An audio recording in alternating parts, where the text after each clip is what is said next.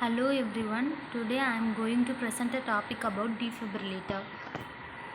So first of all, I would like to tell about fibrillation. What is fibrillation? It is acquiring from uncoordinated muscle fiber contraction. It is in the sense the myocardial cells does not contract asynchronously. So if it occurs in a heart, it is known as cardiac fibrillation. It will reduces the cardiac output near to zero. What is cardiac output? Cardiac output is the amount of blood pumped by the heart in a minute. If it should be corrected immediately because it may causes a brain damage. The solution for this problem is giving electrical shock to the patient. It is in the sense giving electrical shock to the heart.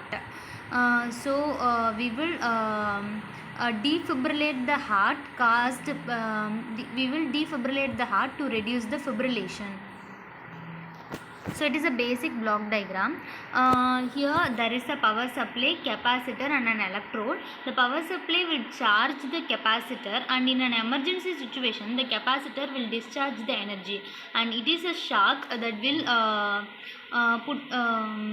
give to the patient in an emergency situation. If the heart the heart causes a fibrillation. How does a defibrillator work? So if the capacitor is charged and it discharged only in emergency situation, mostly we use DC defibrillator, because if we use AC defibrillator for curing atrial fibrillation, it may causes a ventricular fibrillation. That's why we use only DC defibrillator. So the output waveform of defibrillator is a short pulse high amplitude waveform, and we all know the energy stored in the capacitor U equal to half CV squared. Here U is the energy stored, C is the capacitance of the capacitor, and V is the voltage across the capacitor. So the basic components is that electronic circuit and electrodes. Obviously the electronic circuit consists of a capacitor, and there are more types of defibrillators are there, but the difference between the defibrillators designed is in the shape of the waveform. So the first type of the waveform is a lawn waveform. In lawn waveform, for 5 milliseconds it will reaches up to 3 kilovolt and 20 amperes. It is a biphasic waveform. What is biphasic waveform? If you see, there is a positive and negative pulses are there. That is known as a biphasic waveform. And it is a short pulse high amplitude waveform, because for a short duration it will reaches the high voltage. And next one is monopulse waveform. It is monophasic waveform, because there is no negative pulses are there. In 10 milliseconds it will reaches 20 amperes and 3 kilovolt. It is same as the lawn waveform, and it is also a short pulse high amplitude waveform, because for 10 milliseconds it will reaches to 3 kilovolt. And next one is tapered delay waveform. It is also a monophasic waveform, because there is no negative pulse, and for 15 milliseconds it will reach 1200 kilovolt. And next one is a trapezoidal waveform. It is also a monophasic waveform, but it is a high pulse short amplitude waveform, because for 20 milliseconds it will reaches only 800 volt. So lawn waveform. In lawn waveform, there are a power supply and the capacitor, resistive load are common. The resistive load will discharge the energy to the patient. If you see, there is a negative and positive pulse.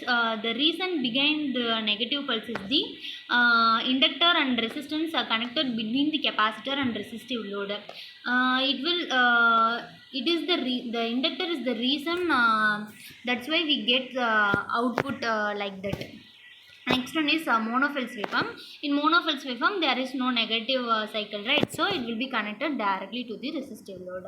Next one is a tapered delay waveform. If you want to get these type of output, then we must connect the circuit like a capacitor inductor combination in manner like this. And next one is the types. The types of defibrillators are external and internal defibrillator.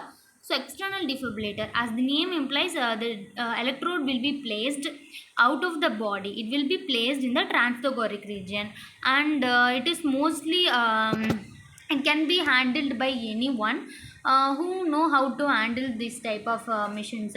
So it will be commonly there in most public places like railway station, bus stand, like that. In an emergency situation, they can use it to save the patients, and it requires 400 joule energy. The capacitance of the capacitor are 200, and the capacitance charge up to is 2 kilovolt. As earlier we see the formula, that is U equal to of V square of CV square. If we substitute this 200 and 2 kilovolt value, then we get 400 joule energy. And next one is internal defibrillator. As the name implies, it will be used. The electrode will be placed directly to the heart. It will be placed in the endocardic region, and these defibrillator can be used only by the professionals. It will be used in a situation like open heart surgery times. So it will be connected directly to the heart, right? So it consumes less energy compared to the external defibrillator. So it requires only 5 to 30 joule energy. And we use lithium silver vanadium pentoxide battery because it is a high voltage circuit. So we use these type of batteries in and defibrillators. And we have several types of electrodes, that is standard anterior, standard posterior, internal electrodes, and D-ring anterior. First one is standard anterior. In standard anterior, there is a thumb switch, hand grip, and electrode surface. This surface will discharge the energy to the patient. If we click the thumb switch, it will be discharge the energy to the patient, and it will be used in external defibrillators. Next one is standard posterior. In standard posterior, there is two electrodes are there. It will be also used in external defibrillator. It will have a electrode surface and a hand grip. Next one is internal electrode. As the name implies, it will be used in internal defibrillators. It is also have a thumb switch, hand grip, and the electrode surface.